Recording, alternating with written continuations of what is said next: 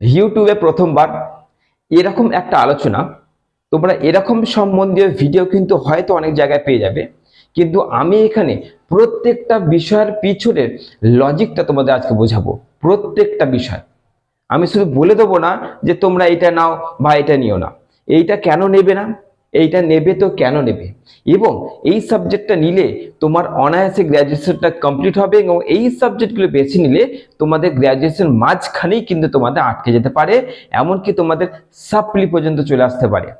তো চলো আজকে দেখে নিই কোন কোন সেই বিষয়গুলো যেগুলো নিলে আমাদের চরম ক্ষতি হতে পারে, এবং কোন কোন সেই বিষয়গুলো যেগুলো নিলে আমাদের গ্র্যাজুয়েশনটা আরামসে কমপ্লিট হয়ে যাবে।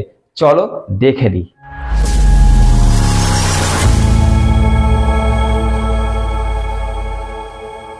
চলো চলে এসেছি। আমি আমার স্নেহের আদরের ছাত্রছাত্রীদের বিন্দু মাত্র সময় কিন্তু নষ্ট করব না। আমি সব কটা সাবজেক্ট তোমরা দেখতে পাচ্ছ যে আমি কিন্তু পরপর লিখে দিয়েছি। ওকে, পরপর লিখে দিয়েছি।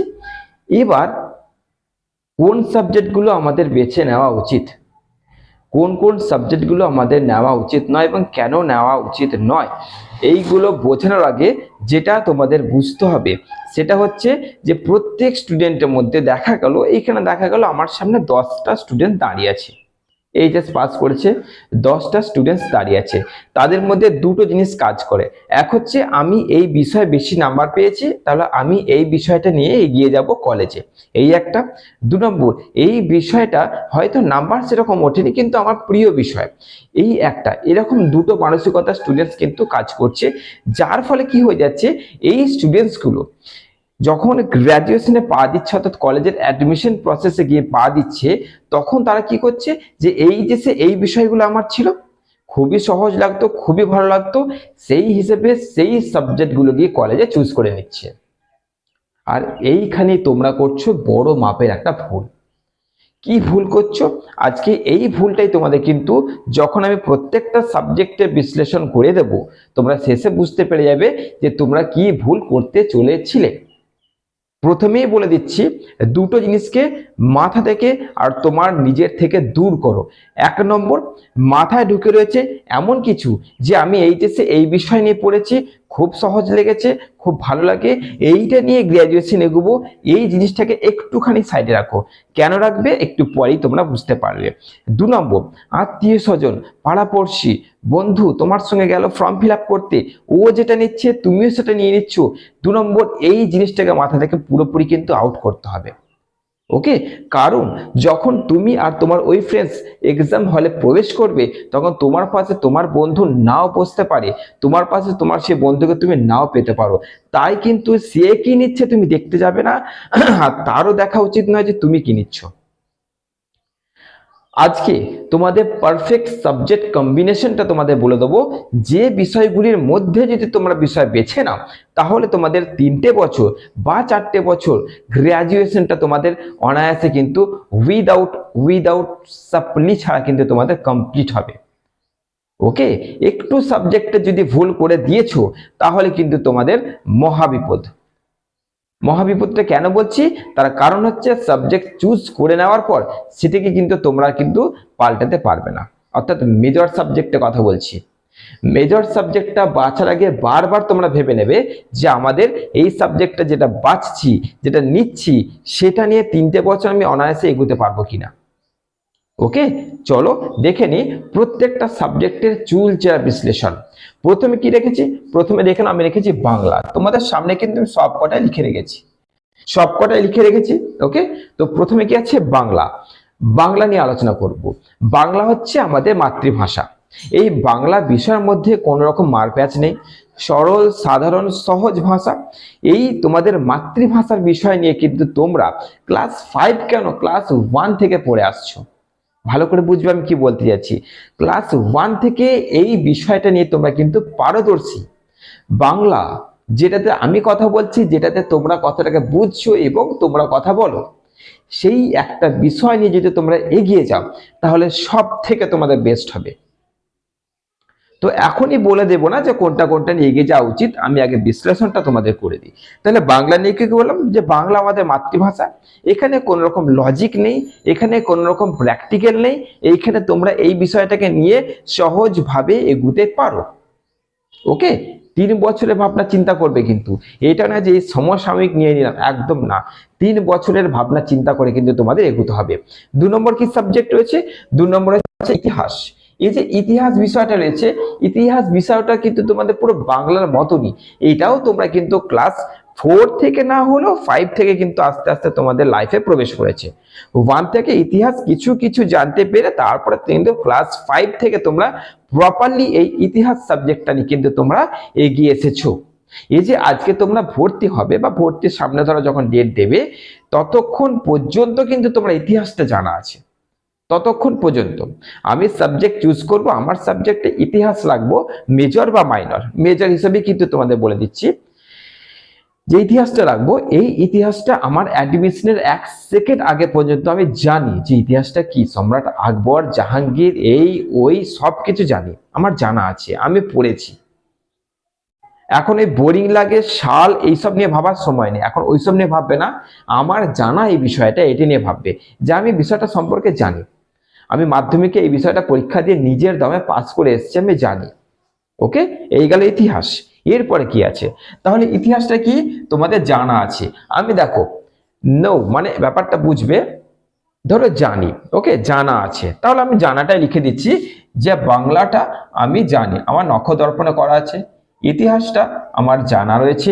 এবার যাচ্ছে সংস্কৃত। এই যে সংস্কৃত বিষয়টা আছে, এই সংস্কৃত বিষয়টা কি হবে, তোমরা যখন ধরো এইচএসে পড়াশোনা করেছো তোমাদের খুব ভালো লেগেছে, কিন্তু তোমরা লক্ষ্য করবে সংস্কৃতে কিছু কিছু ওয়ার্ড, এক একটা ওয়ার্ড কিন্তু মিনিমাম এই সাইজ হয়, একটু বড় বড় হয়, একটা ওয়ার্ড একটা বড় হয়। এর মধ্যে অনেক শ্লোক ঢুকে রয়েছে, এর মধ্যে ছন্দ ঢুকে রয়েছে, এর মধ্যে অলংকার ঢুকে রয়েছে। ওকে, এইটা বারবার বলে দিচ্ছি, সংস্কৃত নেওয়ার আগে নিজের মানসিকতাকে কিন্তু একদম চরম জায়গায় নিয়ে পৌঁছাতে হবে। সংস্কৃত এইচএসে ভালো লাগতো বলে কিন্তু আমরা গ্র্যাজুয়েশন নিয়ে নেবো, এরকম কিন্তু করবে না। আমি আগেই বলে দিচ্ছি, এই মানসিকতাগুলোকে সরাও। যেমন এইচএসে ছিল খুব ভালো লাগে তাই আমি গ্র্যাজুয়েশন নিয়েছি, এই গ্র্যাজুয়েশন আমি এইচএসে আছে বলে নিয়েছি, এইগুলোকে সরিয়ে দিয়ে ভাবনা চিন্তা করবে। 3টে বছর কিন্তু টানতে হবে একে আমাকে, যদি সাপ্লি চলে এলো একে আমাকে আবার দিতে হবে, আবার যে সাবজেক্ট দেবো সেটা যেন সহজ হয়, যাতে আমি আবার দিয়ে বা আরেকবার দিয়ে পাসটা করে যেতে পারি। তাই সংস্কৃত সাবজেক্ট কিন্তু সেই দিক থেকে টাফ, সংস্কৃত সাবজেক্ট সেই দিক থেকে অনেক অনেক টাফ। যদি সাপ্লি চলে আসে তাহলে আবার সেটাকে মানে রিস্টাডি করে আবার এগিয়ে যাওয়াটা কিন্তু অতটা সহজ হবে না, সে যে কোনো সেমিস্টারই হোক না কেন। বুঝতে পারলে? তাহলে সংস্কৃত সাবজেক্টটা কিন্তু তোমাদের টাফ, এবং এই সাবজেক্টটা কিন্তু তোমার জানা নেই। এই যেমন বাংলা আর ইতিহাস তোমাদের জানা, সংস্কৃত কিন্তু তোমাদের জানা বিষয় নয়। ওই 7 বা 8 এই দুটো ক্লাসেই তোমরা সংস্কৃত পড়েছো, তারপরে কিন্তু ওই 12-এ ডাইরেক্ট একদম এই 11 আর 12, তার মানে কি গ্যাপ গেছে, বছরের কিন্তু গ্যাপ গেছে। 5-6-এ ছিল না, 7-8-এ এসছে, 9-এ ছিল না, 10-এ ছিল না, 2 বছর গ্যাপ দিয়ে আবার 11-12 এসছে। এই যে গ্যাপিংটা গেছে, যার জন্য এই বিষয়টা কোনো স্টুডেন্টই অতটা পারদর্শী হয়ে ওঠে না। বুঝতে পারছো? এবং এটা আমাদের কিন্তু মাতৃভাষা নয়, আমাদের মাতৃভাষা তোমরা জানো। তো এই জন্য এই বিষয়ে এই যে শ্লোক রয়েছে, ছন্দ, অলংকার, নানান রকম লজিক্যাল যে ব্যাপারটা রয়েছে, তার জন্য কিন্তু সংস্কৃত হয়তো এইচএসে ভালো লাগলেও গ্র্যাজুয়েশন নেওয়ার আগে কিন্তু তোমাদেরকে একবার ভাবতেই হবে। অর্থাৎ আমাদের এই বিষয়টা কিন্তু অজানা।